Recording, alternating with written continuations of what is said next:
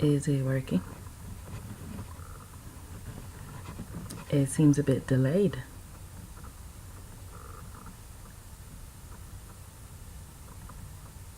Testing 1, 2, 3. Shalom. Barachot. So let's see. This might just be a fake video. This might just be me testing out my camera. So let's see. What are black people going to do, so-called black people, going to do about their mate selection? Why is it that we make the relationship choices that we do? I think that we've got about 30 years here of miseducation when it comes to mate selection and how to deal with marriages as men and women. I don't know. I really am just testing this camera, so I'm gonna go ahead and continue to talk, and then I'm gonna play it back and see what it looked like, and see, because when I'm looking at the screen right here and it looks delayed, like I'm like dot dot dot dot dot, you know, it's laggy, I guess. Yes. So anyway, seems to me we got a problem because we see somebody, we find them attractive, and then we mate with them, and we tend to make babies with them without any actual commitment, and then both sides go on to see somebody else that they like, that they also find attractive, and make babies with that person, those people, and so on and so forth, until we got men with multiple baby mamas and women with multiple baby daddies. So with no marriage in sight. And one thing I know, like there's a guy that I know who I grew up with, who he had a baby, his first baby, with the sister who already had a child, and the sister's single, and the sister's mother was single, and it just seems to me like this sister's mother gives her so much bad advice when it comes to dealing with a man. So it's kind of like, as soon as this man, who, I mean, he's young father wise, you know, he's not necessarily young in age, he's not old either, he's about my age. But it's like, as soon as he makes a mistake, because we human beings are going to make mistakes, she is advised that she doesn't need him. And the evidence that they're using to say that she doesn't need him is the fact that she has had her other child, who is less than 10 years old, this entire time by herself, with no interaction from that child's father. And that child is growing up just fine. Okay.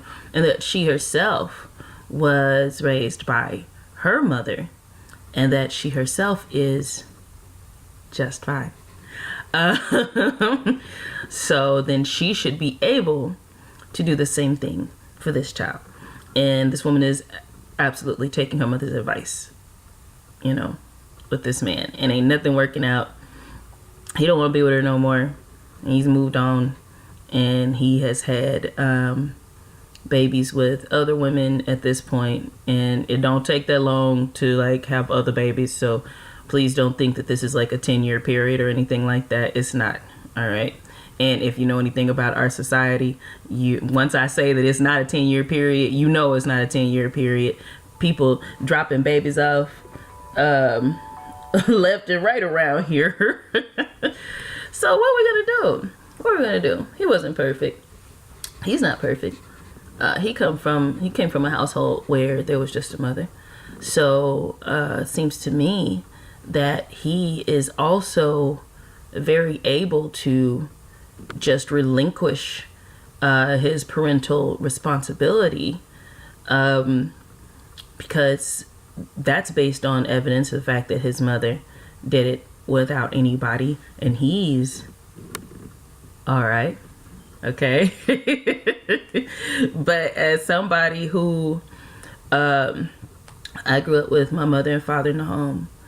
My mother and father grew up with their mothers and fathers in the home, and so on and so forth. Like before them, my family is really old. Like we're not a young family, so my parents are up in age. They had me when my parents were in their 30s, so my parents are up in age, and their parents might have started having children young, I guess, but they stayed with the same person, and they ended up having 8 and 9 children. You see what I'm saying? So,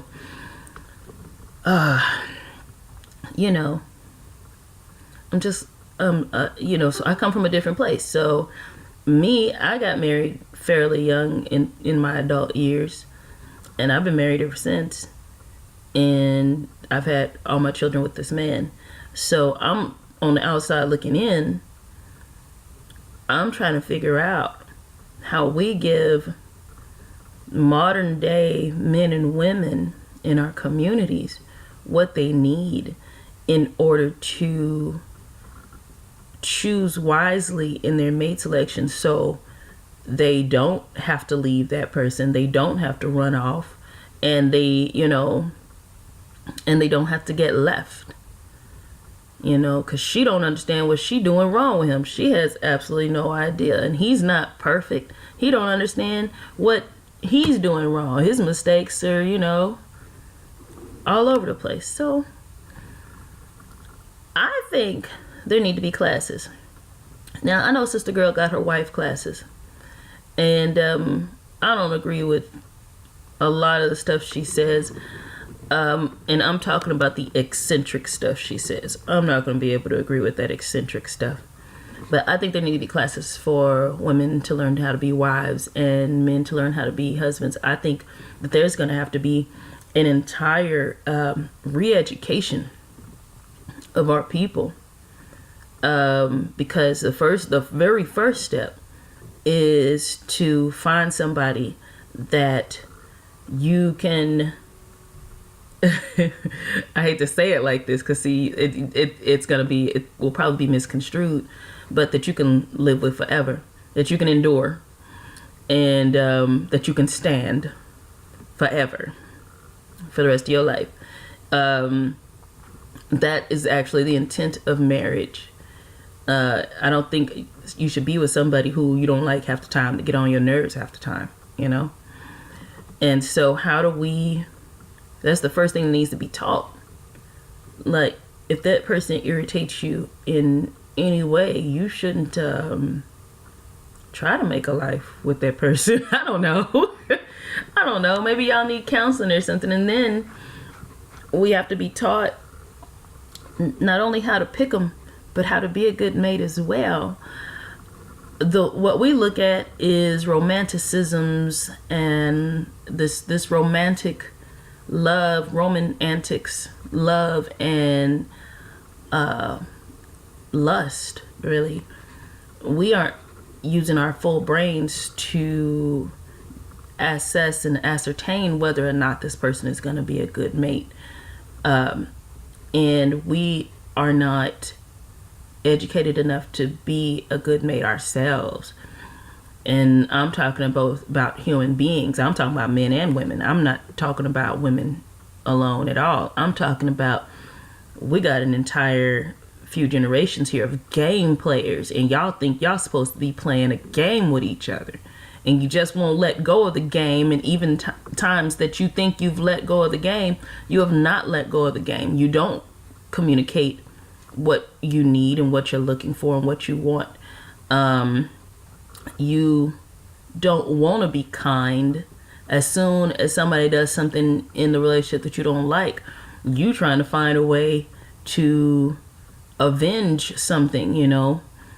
And that's just, you can't have a relationship running on vengeance and pettiness and lack of communication. It just doesn't work like that. Y'all get mad and y'all want to stay mad. You know, you don't want to tell the other person. You don't want to have to tell the other person anything that you got going on. You know, you going out with your homeboys, you don't want her to ask nothing. You gonna be out till 4 or 5 o'clock in the morning, you don't want her to inquire about your whereabouts after 2 a.m. You know, you got a whole different bank account. You don't want her to know how much you make, and you don't want her to know what's in your bank account, and vice versa. Some sisters got some secret bank account where they putting all this money and stuff like that. You don't want to be questioned. You don't want to become an actual unit. You want your individuality. You don't want to sit up there and have to answer to anyone and be accountable to anyone but yourself. And you barely accountable to yourself, because all you do is justify yourself and tell yourself that you were right in your responses in the way that you are. And that's not cool. So these are all the things that need to be stopped first, and we need to be taught that that's not the way you handle that. That's not the way you do that. You know, if somebody does this to you, that should not be the response. The response should be to have a conversation and see where people went wrong, rather than trying to punish them about something they probably don't even know that they did to you because you never spoke up. You know, expecting people to be unfaithful and governing them accordingly and all this kind of stuff. You can't be like that. You can't do that. So, like I said, it's a halfway fake video. I'm just testing my camera. But it was on my mind. We got to do something. I don't like romantic love. I do love my husband. He is my most favorite person in the world. And if I had to choose between him and anybody else in the world, I'm gonna choose him. So don't think that there's not love in this relationship, but I don't think you should look early on in your attempt to find a mate and think that you're gonna find this type of love there. You know, I love him, but I look at when we first started, and the main thing that stuck out to me when we were dating, because we did date. I don't feel like it was just like a courting session, but we were married in the first 9 months of meeting each other, but that's neither here nor there. Okay, but when we were dating, you know, we would do something together, and then something would happen, and then I'd be looking at him and I'm thinking, wow, we make a good team, man. Like, we're a great team. Look at that. And we do something else, it's like, wow, look at that. That worked out. We're a great team. And so, you know, I started being interested in marriage with this man. I wasn't interested in marriage before him. I really wasn't. I was not thinking about it, but suddenly, wedding magazines just looked beautiful to me, and everything just looked beautiful. And then, you know, I'm trying to cook for him. I want him to come over, and I want to make him a plate, and I want to sit here and watch him eat my food. And my sister was like, because I had dated other guys, and she was like, you like him? I was like, what makes you think I like him like any more than anybody else, you know? And she's like, because you want to make him a plate. Those other guys would come over and you'd be like, you grown, you got able-bodied hands and feet, and you know how to find a plate and a fork, and you can go in there and make your own plate. All right, you grown just like me. Why I gotta make a plate for you? With him, I done made him a plate. I done brought it in there to him. What do you want to drink? Do you want something to drink? And I just sit there. I'm not even eating. I'm just like watching him eat what I cooked. I'm just like, yeah. So she was right. She wasn't wrong. So, you know, I just wanted that type of relationship with him, because I could feel that we were going to be a good thing. And I'm guessing that he felt the same way, that we were going to be a good thing, because after 9 months, we were married. He, was it 9 months? Let's see, we met in, I don't know, you know, I do math all the time. I don't be liking to do math. We met probably in February. By September, Okay, so maybe it wasn't 9 months, but by September, he proposed. It was late August, early September that he proposed, and in December we were married. So that's how fast it was. You do the math. You tell me. And you know, we had our first daughter in the next year, and then we had a baby every 2 years after that. Like, we had to do something because we were just having babies like out the gate. Okay, like we couldn't get a word in edgewise before another baby showed up. So anyway, you know, it seems like we have done this. We're still happy with each other. We still love each other. We're still attracted to each other. I'm probably his biggest fan. I would like to think that he is also my biggest fan. And so I look at other people and I do want them to have what we have. Not everybody's the same. You know, not everybody's strengths and weaknesses are the same. So I don't expect it to look exactly like mine. What I expect and want for others is the longevity of it, is the unity of it. And there's a lot of stuff that I see in single men and women that they need to let go, that I know were taught to them in our society growing up. And I just think we need to get rid of it. What about you? What do you think? I go. It's early morning. My co-and husband, they had to go and make a trip, and it's a quick emergency trip, and they'll be back later on this afternoon, but they had to go out of town. So I have to get this household started by myself, which isn't a problem because I've been here before. So I spoke to my husband. I told him that I would probably not get started with my day until 7:30 a.m. and he was like, cool. So it's a little bit after 7:30 a.m. and I'm gonna go do what I said I was gonna do. Shalom. Y'all have a blessed day. Follow Torah.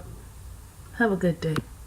Be blessed. Like I said, love each other. Get rid of that individuality. Maybe I'll talk more on the subject if this video actually worked out. All right.